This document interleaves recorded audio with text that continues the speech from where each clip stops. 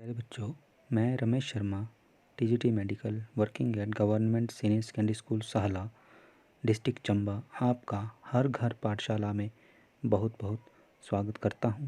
तो प्यारे बच्चों, आज का जो हमारा चैप्टर है वो है ऊर्जा के स्रोत यानी सोर्सेस ऑफ एनर्जी। आइए पढ़ते हैं। प्यारे बच्चों, हमने पिछली कक्षा में ऊर्जा के विषय में पढ़ा है।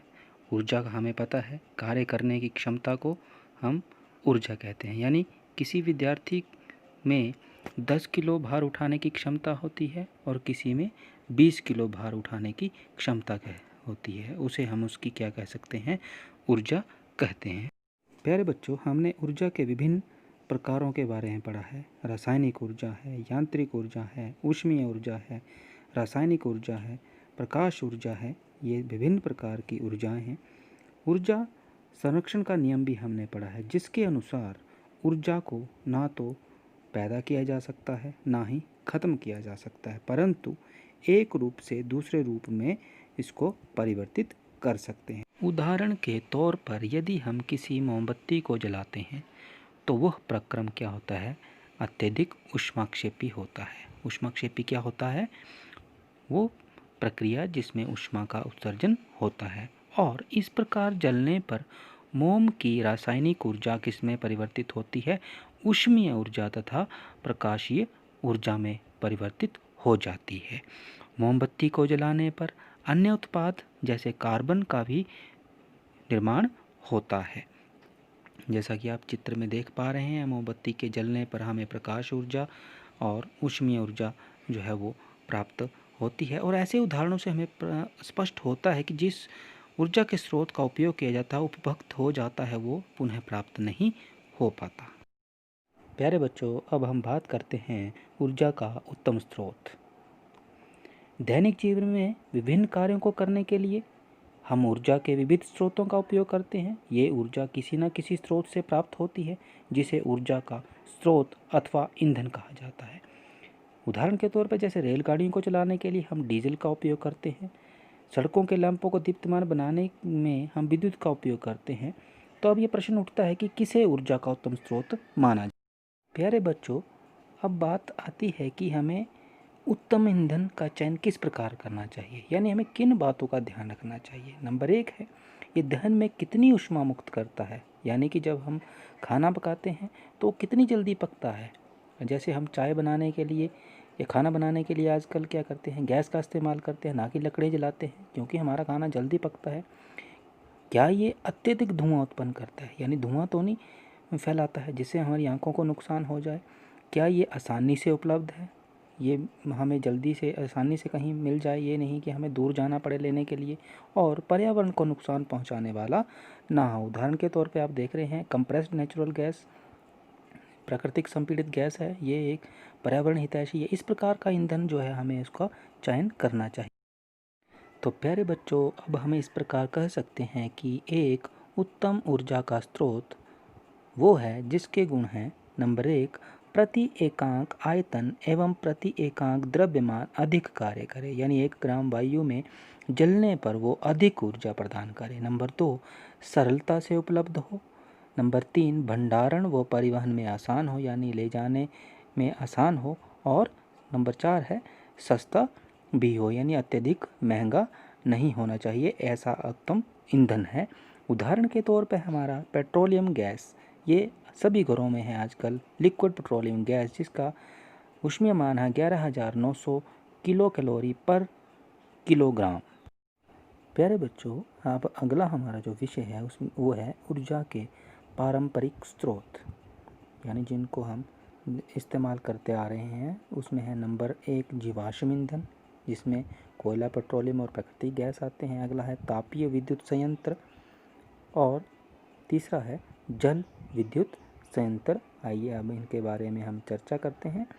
सबसे पहले हम बात करेंगे जीवाश्म ईंधन के बारे में। जीवाश्म ईंधन हमें पता है, जीव जंतुओं के अवशेषों जो करोड़ों वर्ष पूर्व भूमि के नीचे दब रहे और इनके अपघटन से ये किस में परिवर्तित हो गए, जीवाश्म ईंधन यानी कोयला और पेट्रोलियम में।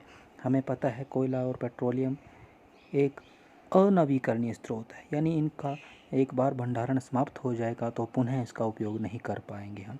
अतः इन्हें हमें क्या करने की ज़रूरत है, संरक्षित करने की आवश्यकता है। हमें इनको बड़े सावधानी से बरतने की हमें इसकी आवश्यकता है, नहीं तो इनके भंडार जो है वो जल्दी ही समाप्त हो जाएंगे और आने वाली पीढ़ी इससे वंचित हो जाएगी। प्यारे बच्चों, जीवाश्म ईंधन, इसमें कोई संदेह नहीं है कि हमारे लिए बहुत उपयोगी हैं, हम इनका बहुत ही लाभ लेते हैं, परंतु इनसे हानियाँ भी हैं। क्या है? नंबर 1, इन ईंधनों के जलने से कार्बन, नाइट्रोजन और सल्फर के ऑक्साइड उत्पन्न होते हैं। सल्फर के ऑक्साइड अम्लीय प्रवृत्ति के होते हैं, जो अम्लीय वर्षा करते हैं, जो हमारी धरोहरों को नुकसान पहुंचा रहे हैं, जैसे ताजमहल को नुकसान पहुंचाते हैं। इनके जलने से वायु में हानिकारक गैसों से क्या हो रहा है, वायु प्रदूषण हो रहा है, जो कि एक बहुत ही चिंता का विषय है। तो प्यारे बच्चों, अगला जो नुकसान है हमारे पर्यावरण को वो है इनके द्वारा उत्पन्न कार्बन डाइऑक्साइड, जो ग्रीन हाउस इफेक्ट से वातावरणीय तापमान में वृद्धि करती है। आप देख रहे हैं दिन प्रतिदिन हमारे शहरों का तापमान में क्या हो रही है, बढ़ोतरी हो रही है, जिसे हम क्या कहते हैं, ग्रीन हाउस प्रभाव कहते हैं। तथा कार्बन मोनोऑक्साइड, कोयले के जलने से, जो कच्चा कोयला होता है उसके जलने से जब हम कमरे में उसको रखते हैं तो क्या उत्पन्न होती है, कार्बन मोनोऑक्साइड, जो कि एक बहुत ही प्राणघातक गैस है और ये लोगों में कार्बोक्सी हीमोग्लोबिन बनाती है और लोगों की कई बार इससे मृत्यु भी हो जाती है। प्यारे बच्चों, अब अगला जो हमारा टॉपिक है वो है तापीय विद्युत संयंत्र या थर्मल पावर प्लांट। तापीय विद्युत संयंत्र में जीवाश्मी ईंधन का दहन करके जल उबालकर भाप बनाई जाती है, जिससे टरबाइनों को घुमाया जाता है। चित्र में आप एक जो हमारा तापीय विद्युत उत्पादन है उसका एक छोटा सा नमूना है, उसे देखिए। प्रेशर कुकर में कई बार आप घर में देखते हैं, जैसे दाल उबलती है तो कुकर सीटी मारता है तो उसमें से भाप निकलती है। उसी भाप को नली के द्वारा एक टेबल टेनिस बॉल में जो है पंखुड़ियाँ लगाई गई हैं, पंखे की तरह।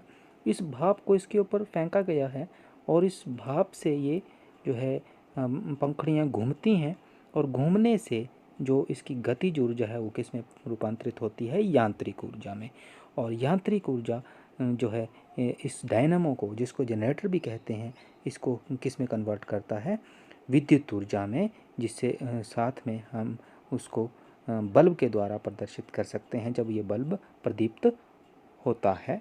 प्यारे बच्चों, इन्हें तापीय विद्युत संयंत्र कहने का कारण ये है कि इन संयंत्रों द्वारा दहन के द्वारा ऊष्मीय ऊर्जा उत्पन्न की जाती है, जिसे विद्युत ऊर्जा में रूपांतरित किया जाता है। बच्चों, इन तापीय विद्युत संयंत्रों में एक जो हमारा आप देख पा रहे हैं कुकर है, ये किसका काम कर रहा है, बॉयलर का।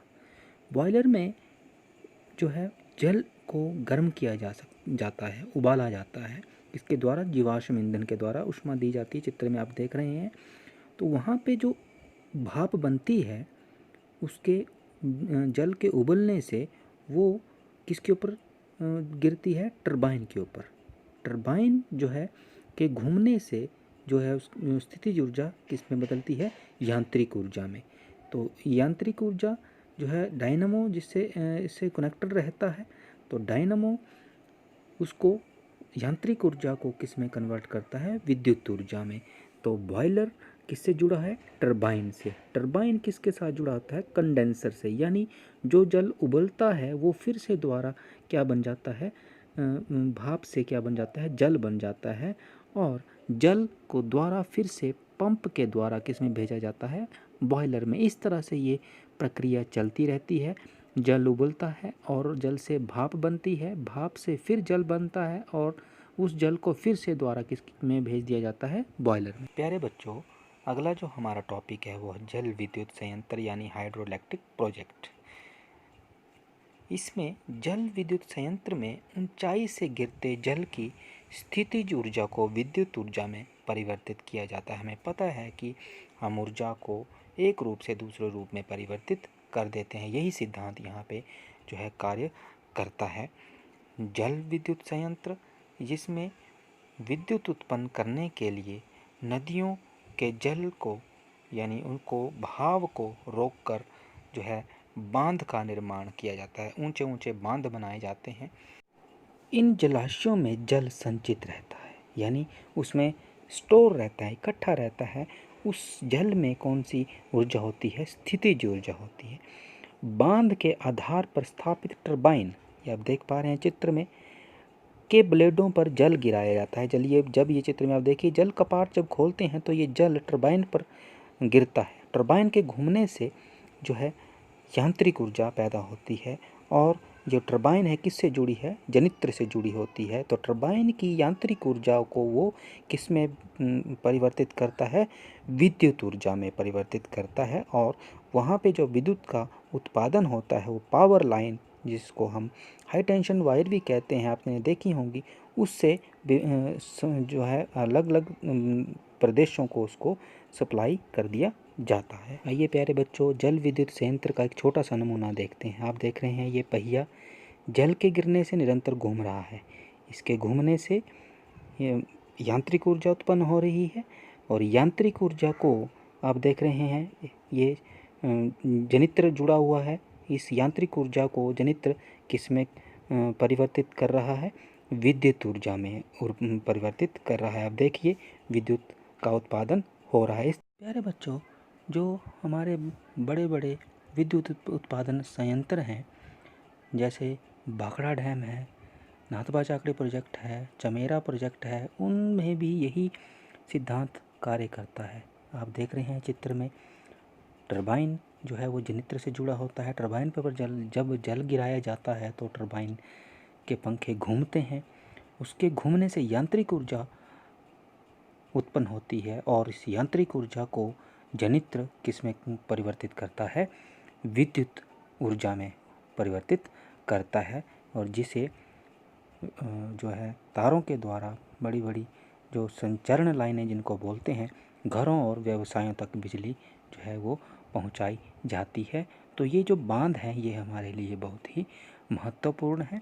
और विद्युत उत्पादन जो है इन्हीं बांधों के द्वारा जो है वो संभव हो पाती है। तो प्यारे बच्चों, मैं आशा करता हूँ कि आप इस वीडियो को अधिक से अधिक देखेंगे और इस विषय को भली भांति समझेंगे और याद भी करेंगे। धन्यवाद।